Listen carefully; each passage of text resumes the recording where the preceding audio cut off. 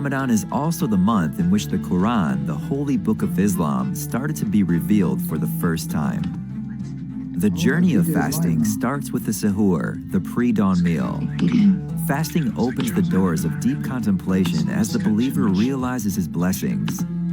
Fasting is not only about the stomach, but also the heart and the mind. Muslims should refrain from blameworthy thoughts and acts, an example, foul language, vain talk, and hurtful behavior. As one believer explains, I did not even realize what a wonderful blessing water is. Since I have easy access to water and everything I eat, I did not appreciate them properly. Now, in the voluntary absence of them, I value and appreciate your bounties. Thank you, O Lord, for everything you bestowed upon us. I thought I was strong and not dependent on anything. Now, look how weak and needy my body has become. I am in desperate need of water and food. Without them, I cannot exist and survive. I am weak, O Lord. I need you and your sustenance to survive. Thank you for reminding me of my weakness and your greatness through fasting. I do have a desperate desire to eat and drink, but because I am fasting, I cannot follow my urges. I have to control myself and should not let my craving control my soul and body. Now I am in between my flesh and God's commands. Fasting will allow me to have a stronger will. Thank you, O Lord, for showing me the way of controlling my desires and teaching me patience through fasting. How about the people who are suffering with hunger and thirst every day? The beggar of food on my way to work whom I neglect every day. Now I understand what they're going through every day. Thank you, O Lord, for reminding me my responsibilities to humanity through fasting. I will share more what I have. I will not waste, and I will appreciate my life. Muslims not only increase their prayer, but also their charity, kindness, generosity, patience, and forgiveness in Ramadan. It is essentially a month of training used to discipline and prepare oneself for the remainder of the year. Ramadan ends with the festival of Eid al-Fitr, which is a day of celebration and gratitude.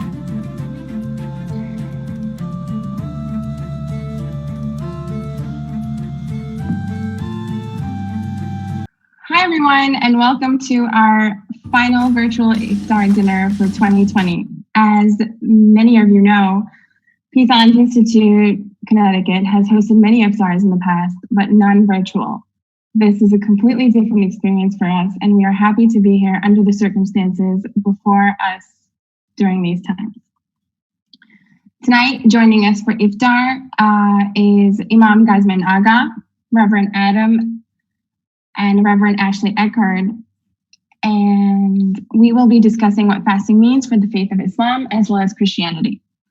Alongside our talk, we will be invited into the homes of Reverend Adam Eckhard and Ashley Grant and Peace Island's President, Dr. Nijmi Biekla, to speak to us about what fasting means to them as a family. Please, in the meantime, feel free to send us any questions you may have for our guests during our broadcast, as we will have a question and answer session at the end. First and foremost, I'd like to introduce you to President Dr. Nijmi Biekla of Peace Islands to give us his welcoming remarks. Nijmi Biekla is the current president of Peace Islands Institute, Connecticut. Dr. Biekla received his PhD degree in electrical engineering and spent 4 years as a postdoctoral researcher in the States before joining his home institute in Turkey as a faculty member. He came back to the States after the massive political purge and joined Utah State University as a visiting fellow.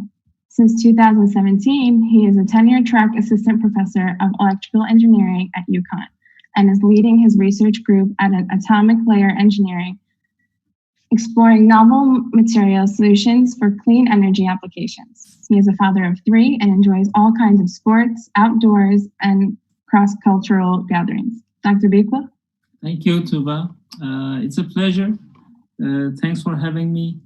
And thanks for the panelists, Adam, Ashley, and Gazmet Aga for their contributions. So Peace Islands is used to have real face-to-face gatherings during the year. especially our annual friendship dinner and our law enforcement appreciation dinners. And awards are our main events, but this year we had to go virtual, and it turned out to be a nice experience where different faith groups had nice sharings and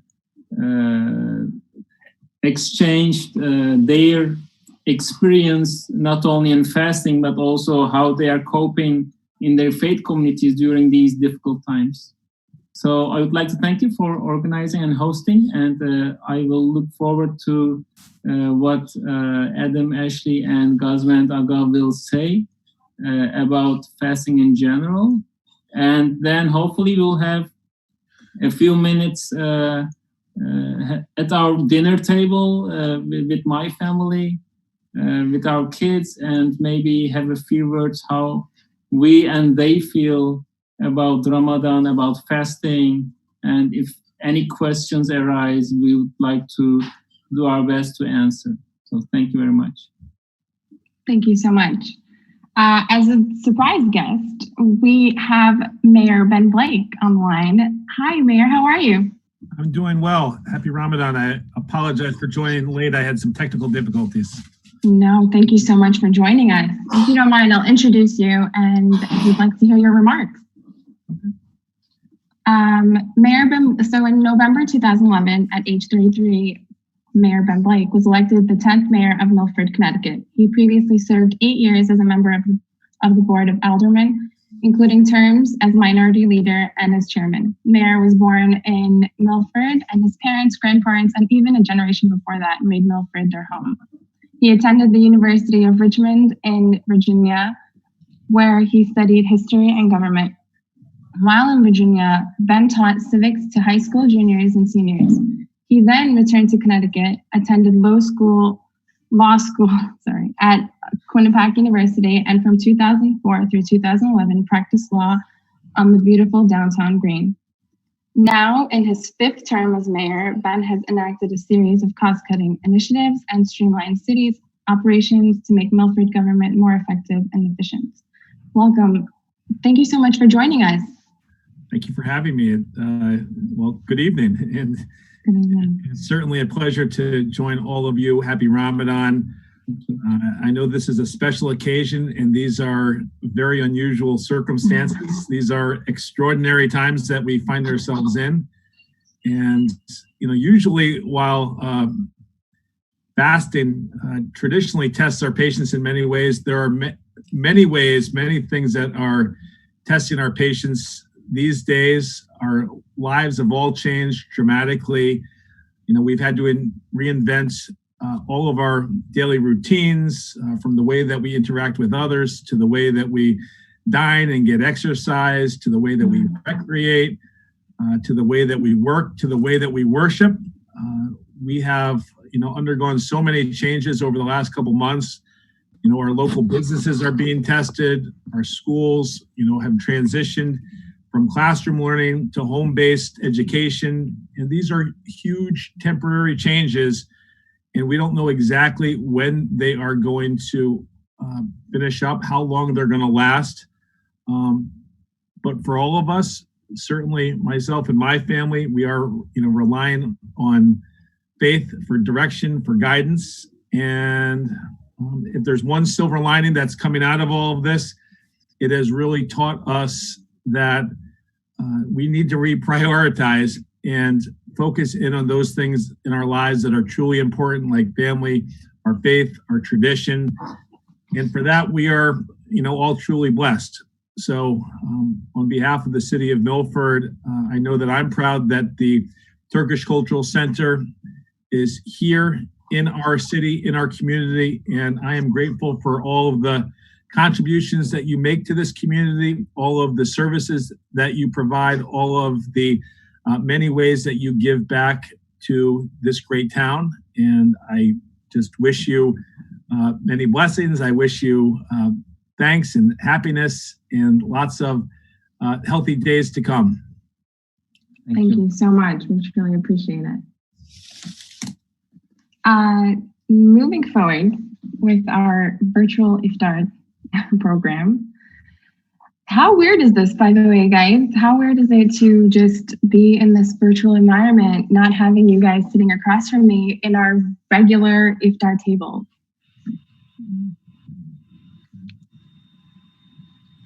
Ashley and Adam, I think we've had Iftars at your... Right. Yeah. Yes. This is just... It is so very bizarre. I mean, for us to be unable to worship together, we had Holy Week and Easter services online.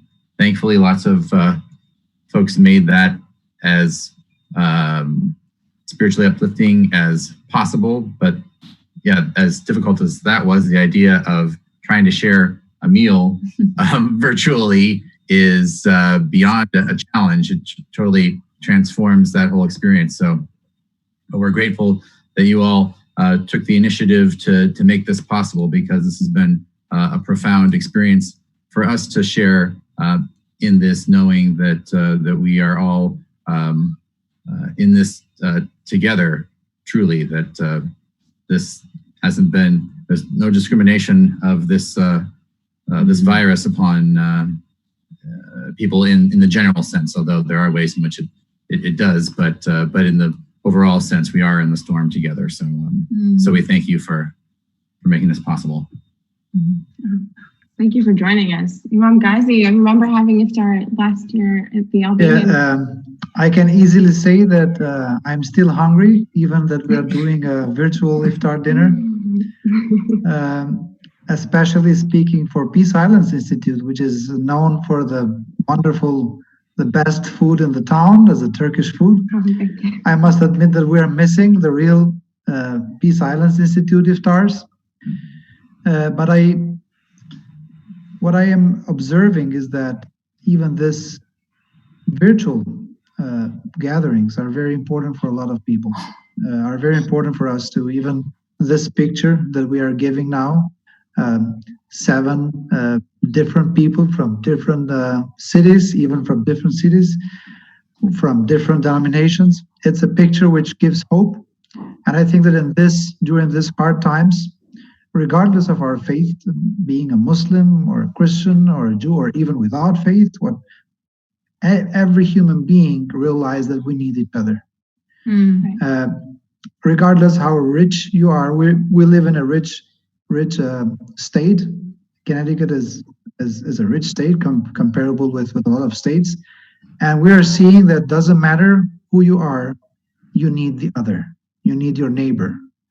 That's why here we are hearing the call of Jesus, of Muhammad, of Moses, that we should love neighbor as ourselves.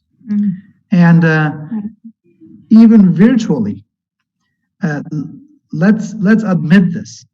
We weren't talking with our parents more before Corona, that we're getting upset for not being able to meet now. So actually everyone are reconsidering their relationships with their beloved ones. So we are starting a new relationship virtually, and I hope we will gather the fruits after coronavirus. So I keep my rights to have a dinner even after Ramadan, as we are now with our community friends in a Peace Islands Institute. And we have Mr. Nejmi here, and I am sure he will not forget this. Yeah, we will have a makeup Iftar, no worries. Okay. Recreate the whole experience. We also have Reverend Frederick Straits joining us. Welcome, Reverend. How are you? Thank you. Peace to all of you. It's wonderful to see all of you. Adam and Ashley, wonderful to see your faces as well. That we go back a few years. Part of what I see happening is the virtual ways by which we're now all communicating is to me a transitional moment.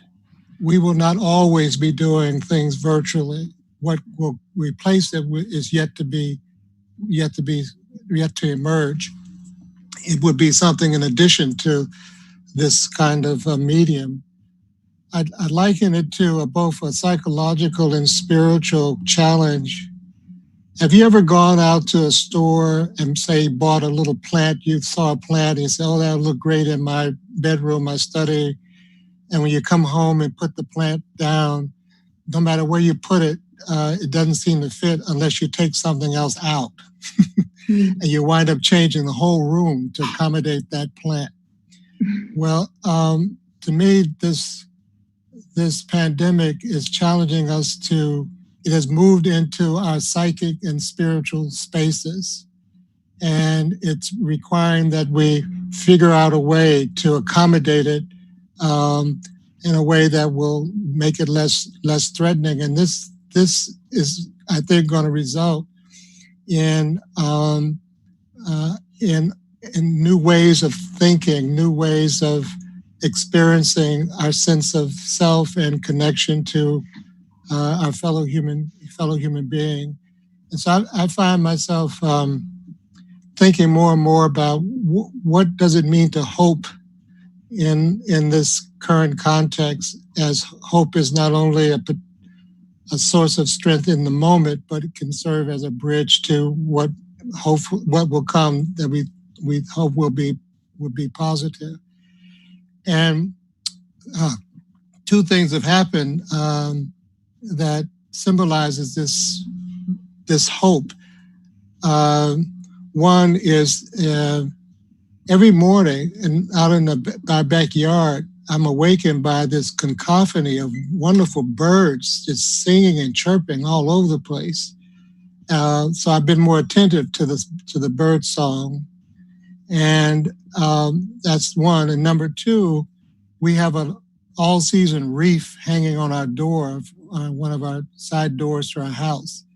And we woke up one morning and found a nest had been built there, and 3 or 4 little chicks have emerged out of this nest. So we don't go in that. We not only have to stay in when we go out, we can't go out the regular door because we have to accommodate the nest and the birds. And so it doesn't take away the reality of the fears and anxieties that we have, but at the same time, I'm reminded by the bird song and the nesting that life pushes towards life. And that push towards life will hopefully lead us into a better relationship with ourselves, our neighbors, and the world and nature itself. And it poignantly reminds me of Dr. King's statement that either we learn to live together as brothers and sisters or we perish together as fools. And that could be applied to so many dimensions of our common life today. I don't know if that's what I was supposed to comment on, but that's the definitely. That was beautiful. Thank you so much. So I'll get the ball rolling here. And so we have 3 reverends with us today and 1 imam. So we're going to alternate the questions between the reverends. Sounds like a joke. Right, exactly. 3 reverends and 1 imam. Welcome to Iftar. With mask on. And we have a virtual Iftar program. That's the end of the So I'll roll off by starting. I'll introduce Reverend Frederick Straits. Reverend Frederick J. Straits is a pastor at Dixwell Avenue Congregational Church in Connecticut. He served as the Yale University chaplain from 1992 to 2007. He is an adjunct associate professor of pastoral theology at Yale Divinity School and Columbia University School of Social Work in New York City. He holds a master's divinity degree from Yale University and master's and doctoral degrees from Wheeler School of Social Work. Weiler, Yeshiva University, New York. His interests are in pastoral theology, institutional leadership, and religion and social welfare. Thank you so much for joining us. I'll direct my first question, and I'll ask if you can just give us a little discussion of what fasting means in Christianity, physically and spiritually, and a little history of this religious duty. You're starting with me? Yeah. Well, fasting has a lot of different methods of fasting and meanings of it throughout the Christian community. Of course, we know there are a lot of different Christian communities, denominations, and Protestant as well as Catholic. But the fundamental thing, I think, fasting is why we practice it across cultures is a way of centering ourselves, of slowing down, and having an opportunity to focus more on our sense of being created and not being creators, creating things all day and trying to produce things. And it's a cleansing. It can be a cleansing component for health reasons. But I think the deeper spiritual one is to get closer to one's sense of God and one's understanding of oneself. So I think we, in that sense, fasting, the meaning of fasting is shared across religious cultures and traditions. Thank you so much. I'd also like to introduce Imam Ghazi. Imam Ghazi is happy with God, educator, and an imam with a lot of experience in religious leadership, education, working with the youth, and ministry. Gazman Aga is the imam of Albanian American Muslim community in Waterbury and chaplain at Sacred Heart University. Recently, he is also working as a correctional chaplain. Imam Aga was vice chairman of the Muslim community of Albania, a lecturer at Better University, school director, and an interfaith activist in Albania. He is married and the father of 2 children. So I'll direct the same question to you, Imam Ghazi, and I'll say, what does fasting mean in Islam physically and spiritually, and a little history of the religious duty? Well, I'll continue where the Reverend left, and I see that it's very important to understand that, especially during the 21st century, where we think that we achieved a lot of things as human beings, and we did, but also not forgetting that we are creatures and not creators, and that's important. And fasting, according to Islam too, it is the most proper reminder for that. There are 2 dimensions, or let's say there are different dimensions of fasting, of the fruits of the fasting. One is the dimension in our relationship with God. One is about our relationship with ourselves, about our relationship with others, with human beings, and with the nature, with the universe. So it helps us to understand the suffering of the poor and needy, because we oftenly forget them. Even during coronavirus, the world is separated in 2 camps. One camp is worried that they are getting fat. They're getting more pounds because they're eating too much during their stay. But the other half of it, and even more of the entire globe, is suffering for food. So their worry is different from a lot of people. So even during coronavirus, where we are more close to understand the poor, even during Ramadan, we still have these 2 warriors, two complaints. One complaint of the so-called modern people and everyone who has a chance, and God bless them, and that's a blessing. Some are complaining about eating too much, and the others the other. So it's very important how Prophet Muhammad mentions fasting, about the real fasting. He says that whoever does not leave evil words and deeds while fasting, Allah, God, does not need him to leave food and drink. So fasting, it's not a diet. We don't do fasting as a diet. Of course, there is a wonderful aspects of fasting when it comes to the benefits of our health, but it has a deeper meaning, and that is done for the sake of God.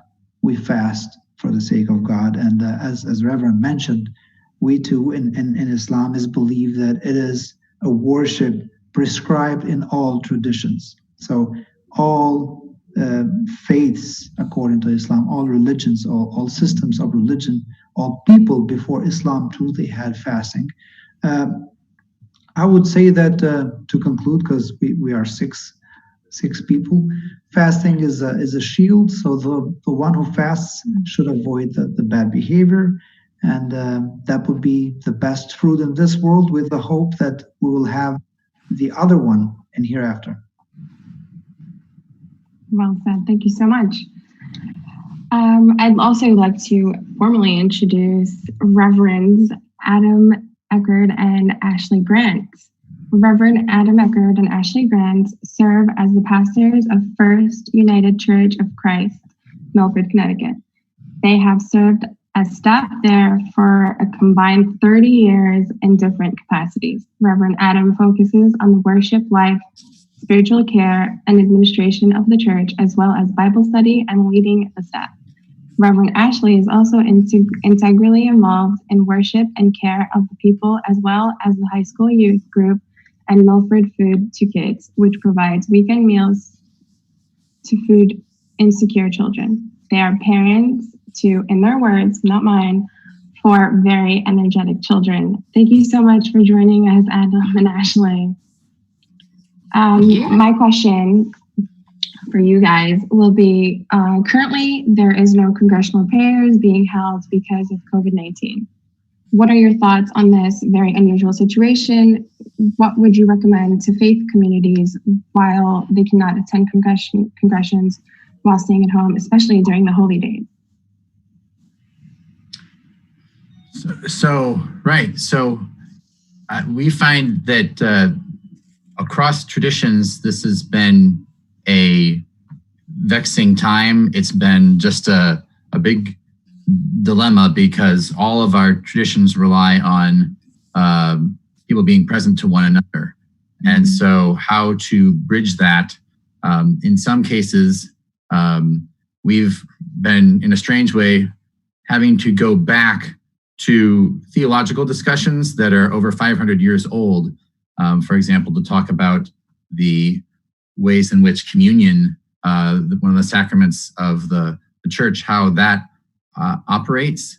But for all of us, it's a challenge, because whether we are Roman Catholic and believe in transubstantiation, the physical presence of Christ in the bread and the wine, or whether we believe in it being a symbol, we're all used to coming together as a group.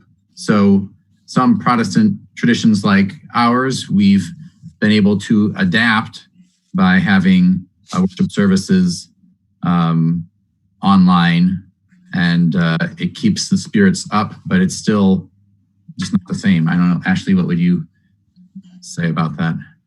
Well, I work with food all the time, and not only in my household, but in the community.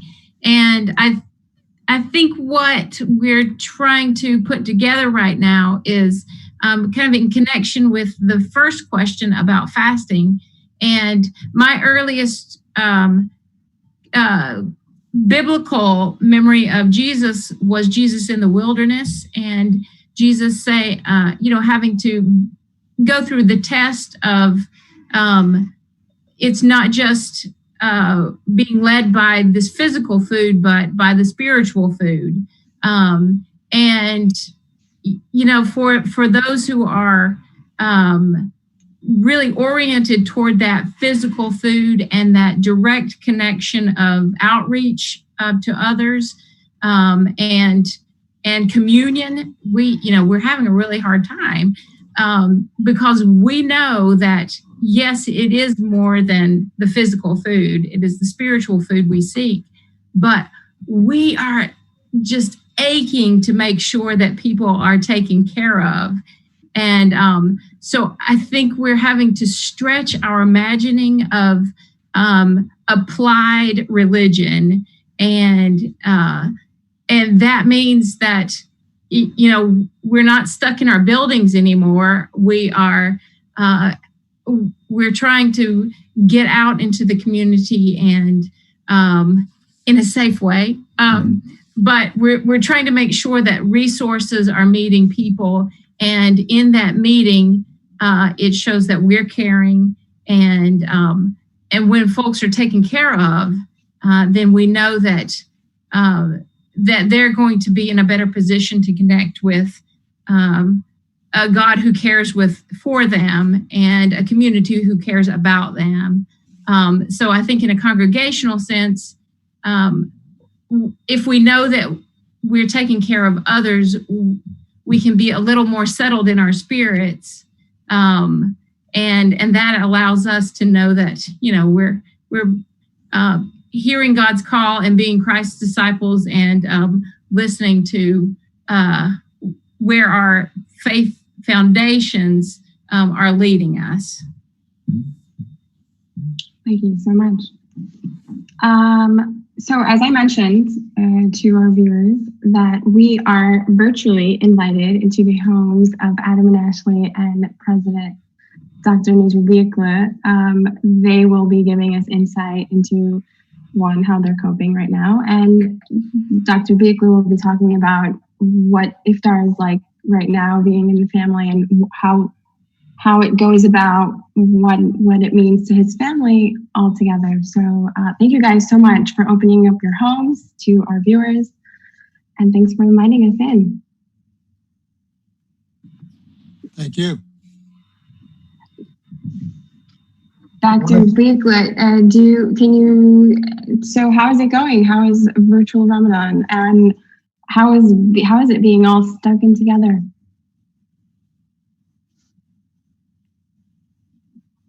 We actually can't hear you. If you Sorry. That's okay. So Thank you. compare this Ramadan to my previous Ramadans, or to the Ramadans in my childhood. I was born in the Netherlands, so I actually was a minority family in another country in Europe till 12. So my early fasting experience was in the Netherlands, and I remember that. So that is about 35 years ago. So it's almost coming to June or July period. So fasting shifts every year 10 or 11 days. So it spans the whole year within about 33 years. So every 33 years, you start to have fasting at the same time period. So when I was 10 or 11, it was a time that I fasted first time, complete like Ramadan, and it was in Netherlands, and so the sunset was around 9:30, and then the dawn was around 1:30 a.m. So the complete daily fasting period was about 20 hours. So it was a little bit hard, but I think it was a good exercise. So for the other years in my youth, it was quite easy to get around the fasting days. And even if you miss the early breakfast, sometimes when I was a student, for example, we were staying with friends, and if we miss the breakfast, it's okay. I mean, you take easy and you make it till the end. As a family,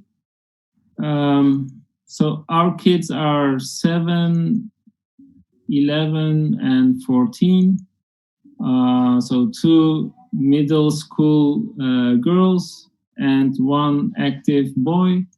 The girls are pretty much get used to fasting, so they can do complete 30-day.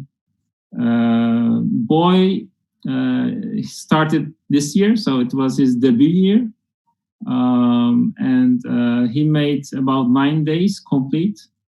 That's I think it was beyond our expectations, but yeah, he get used to it, and he gets in the mood like, I want to get up in like 3:30 a.m. in the morning and get my early breakfast, and then during the day it was a surprise that he didn't complain much that, oh, I'm so hungry. So he did a good job, I think. But I think being doing this fasting as a family helps the children much to get this discipline. So they enjoy, of course, several aspects of it, having the breakfast together, having the fast-breaking dinner together, doing some extra prayers together. So although being in a foreign country, but I don't see United States as a foreign country anymore. It's our land. I'm seeing, although I'm not a citizen, my wife is not a citizen, but our two daughters are US citizens. They were born here, and we are on our way to get our citizenship, hopefully in 3 years or so. So having a land where all people of their faith can live their faith, can practice their faith freely, truly makes this land a unique place to benefit. And we thank God for this opportunity, and we pray for others who do not have this opportunity. So if you don't mind, if there are any questions, I would like to answer, but I can pause the camera and go to the kitchen area, the dining table, and then we can continue from there.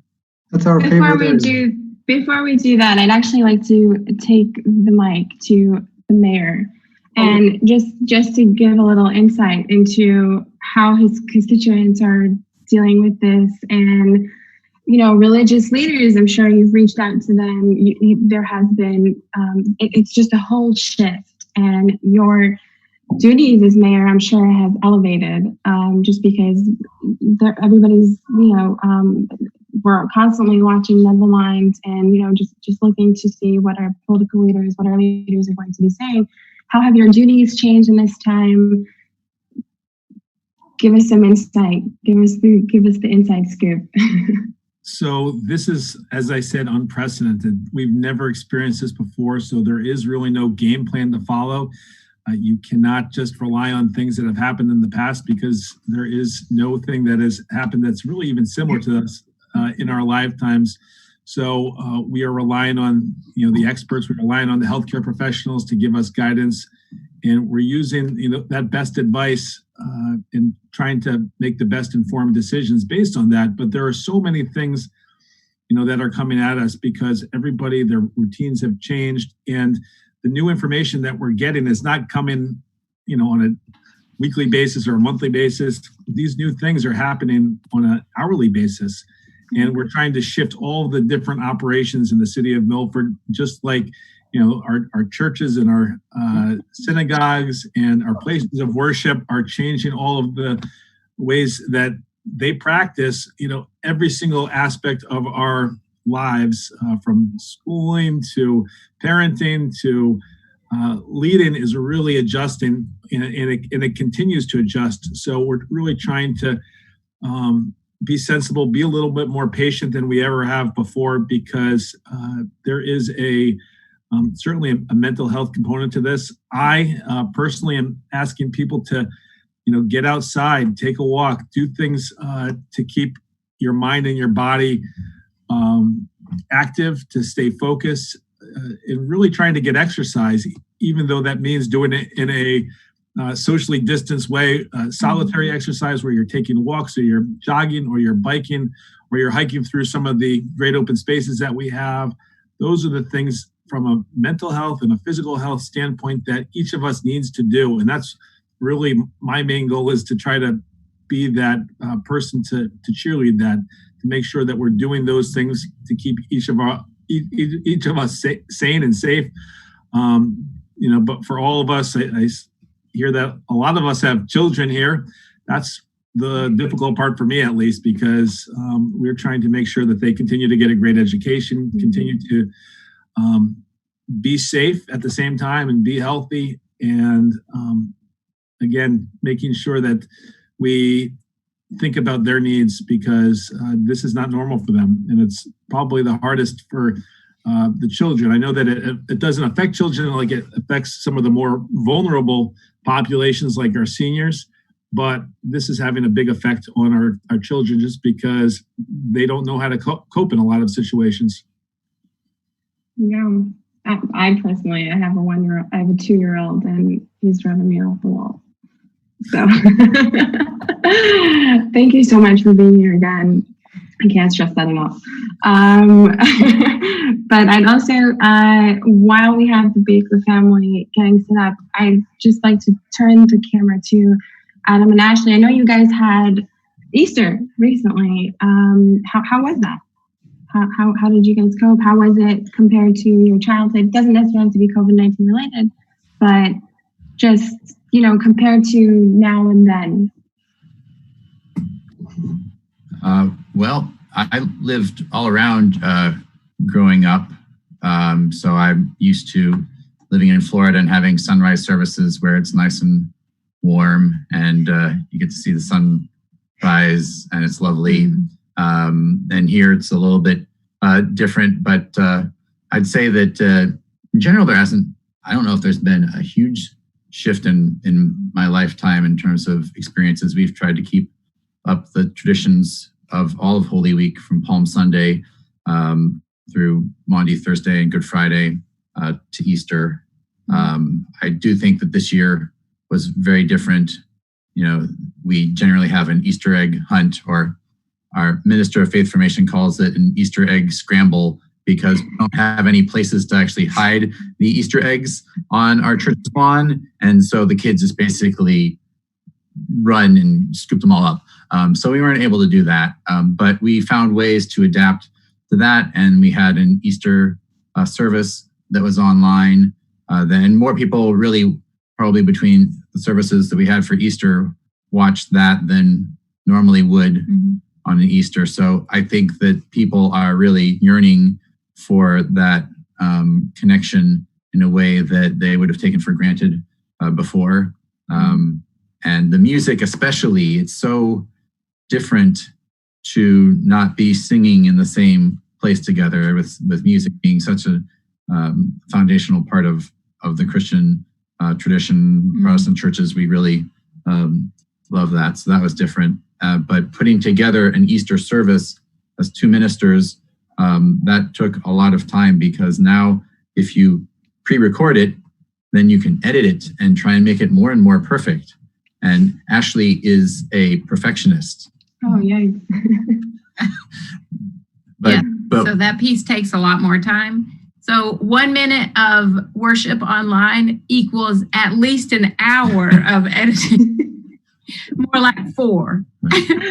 Right. But you really feel like people are coming and they really need something hopeful in that time. So the content and the form, all you want to allow them to have that. But in the end, we try to also remember that Jesus didn't ask for us to be perfect. Jesus asked for us to be faithful. So we try to remember that when we realize the mistakes that we've made in terms of getting things ready. But our children have been generally good. So yes, it's trying to get them to things online with learning. That takes a bit of patience, especially if they're younger, but they've been very adaptable for Easter and celebrating and spending a lot of time interacting with people over screens. Right. I saw Ashley send a send help look just 2 seconds ago. I would just add this whole time, and I've heard in the beautiful words that each person has shared, it's made us very mindful of the other. And I think that's what all of our faith traditions have instilled in us. And that's what we're striving to make sure that we're taking care of the other. Right. And I'm reminded time and time again that whenever I say the other, I'm the other to them. And so it's a mutual thing. Right. Thank you guys so much. So we turn back to the Bleakley family. Hi guys. Thank you guys so much for joining us. Mr. Bleakley, I think you're, okay, gotcha. So thank you guys so much for joining us and sharing your wonderful table. How is everybody? How is everybody coping with Ramadan this year? So I mentioned that Akif was fasting for the first time this year. Today was a cheat day, so. Oh wow! Congratulations, Akif. You've done great. Why don't you introduce yourself? I'm Maya. I'm 14. And she's fasting for about 10 years, maybe. Oh wow! Her first fasting was about 4.5 years. She tried. Wow. Wow, that's impressive. I'm 11 years old. I'm sorry. Could you repeat that again? I personally couldn't hear. I'm Hafsa, and I'm 11 years old. Oh, hi, Hafsa. Thank you guys so much for letting us join your table today. How's Ramadan going this year? How are you guys? I think it was quite. The weather was very cooperative. Yes. Relatively cool, so you don't get thirsty that much. You don't get outside that much, so it's making fasting easier. Other than that, usually we have guests for Iftar for our dinner table, but this Ramadan is with family. Also, this different one, but also it's special, I think, to be with your family, to be with yourself in the spiritual month. Also, it's different but good. Yeah. How is it different compared to? I asked your husband this question, but how is it different compared to your childhood? Yeah, I mean, I was always excited about Ramadan, waking up early with my family and the fasting. My childhood, it was about this time, exactly when I first started it, but it was, I think, May or April. I mean, that's those times also we were with family, we were gathering at the Iftar. I really love Ramadan when I was child, but it continues. I think I still very excited before Ramadan coming, and we are trying to prepare ourselves and our kids, our home to remind Ramadan, because we were in Turkey and everywhere was reminding Ramadan. Like at school, your friends were fasting. In TV, there were Ramadan programs, and all family, all people were feeling Ramadan. But here, you have to get that feeling, Ramadan feeling, at your home with your family mostly. I mean, I think this is some kind of different. I want to add something, but especially maybe during this year, we see more and more online Ramadan programs for kids, for elderly. So it is more, there are more programs and events that you can join online virtually as well. And that makes it also like feel like you are feeling more joining to the community while you are in just an isolated area, let's say. Right. All right, guys. How have you guys adjusted to Ramadan this year? Having to help with the food, not having to complain about homework, or I have to go to school, or I have meetings, or I have practice. Yeah. Is it better? I like being home. It's not that. I think it's easier to fast. Mm-hmm. Okay, all right. At school, I think this year it's easier. Mm-hmm. All right. Thank you guys so much for what they're describing reminds me of how a family meal at Easter for us feels. It's very, very similar. And this past Easter was the first time in almost 50 years, 48 years, that we didn't have family at the table because of the social distancing. Right. So it was a different experience, but yet being able to sit down at the meal with the tradition that comes with it, as is the Iftar tradition, it mediated the sense of change and loss. Right. That's a good point. I'm looking at the time, and we have around 6 minutes for Iftar. So I'd like to turn to our audience and see if anybody has any questions. Gathering, and I don't see any. And if, in the meantime, though, I was hoping if we can have Reverend Streets say a prayer before we have, and then we'll be closing with Imam Ghazi's call to prayer. We can hear you. You would want the prayer at this moment? If you can. No, I'm asking. Yeah, definitely. Oh, okay, I'm sorry. Well, let us pray. Creator God, you have called us into being as your human family. We are thankful for this time of being together, mindful of those around the world whose hunger is much deeper than what food can supply. We pray that they will be fed. We pray for all who are ill and those who are caring for them. We pray for all who are first responders and for mothers all around the world, and that special love that they have for their children as we've just moved through this Mother's Day celebration. Grant us peace, grant us safety, grant us the hope that will sustain us as we move towards a brighter and better future. Amen.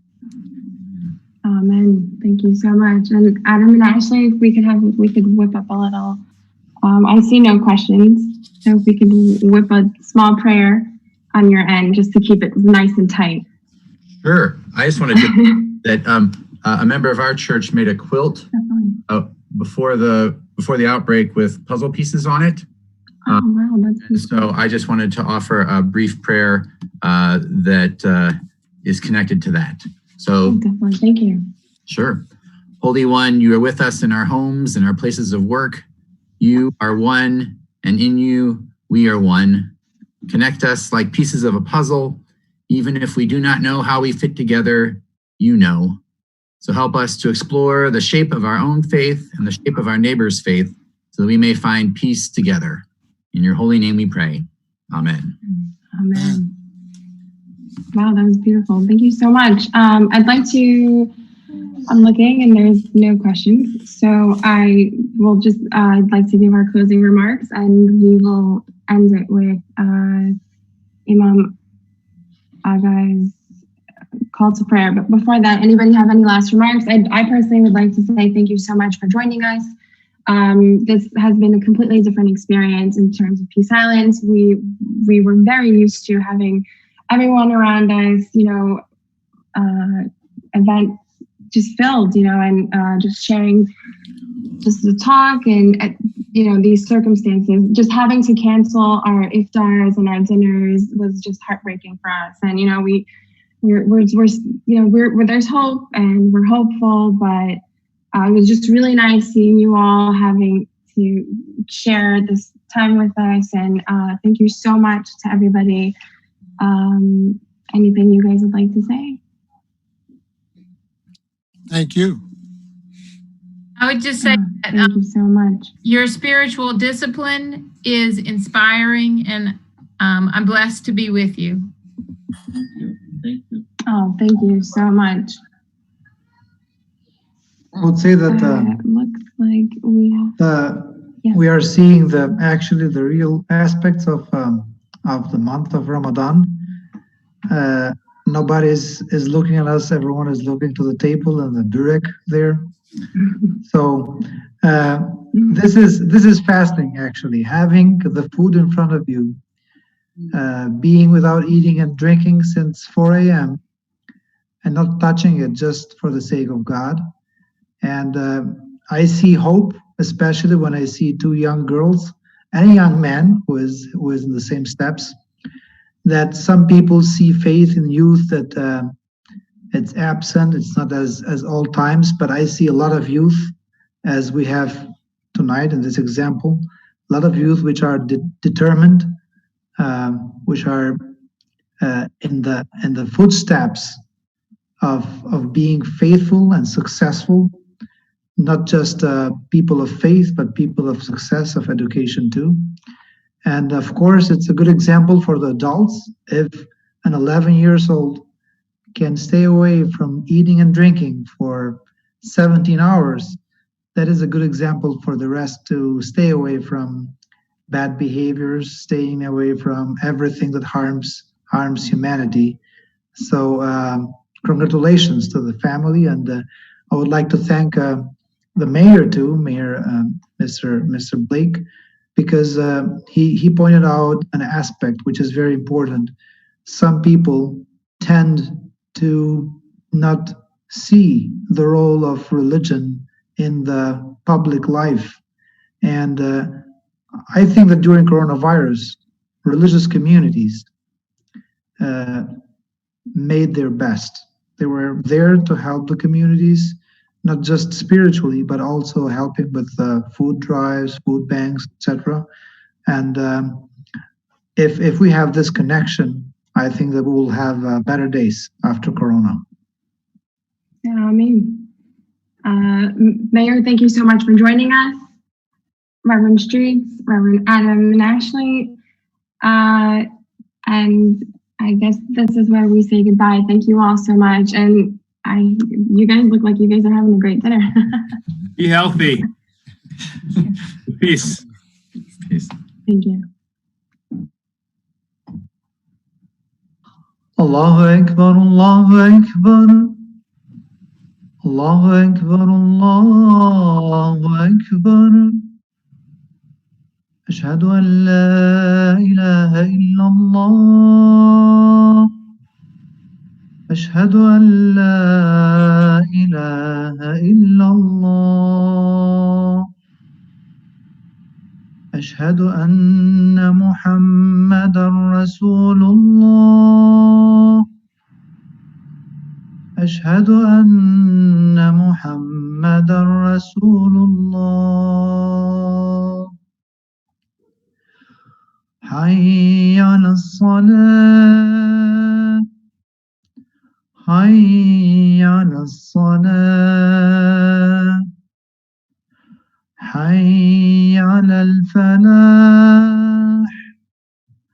حي على الفلاح. الله أكبر، الله أكبر.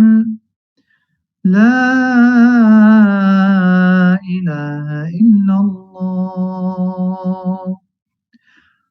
اللهم إني لك صمت وبك آمنت وعليك توكلت وعلى رزقك افطرت. O Allah, I fasted for you and I believe in you and I put my trust in you, and we break our fast with your sustenance. May God help everyone in facing this hard situation. It is time to spiritually unite and help each other. May God take away the anxiety, fear, and the bad feelings of isolation.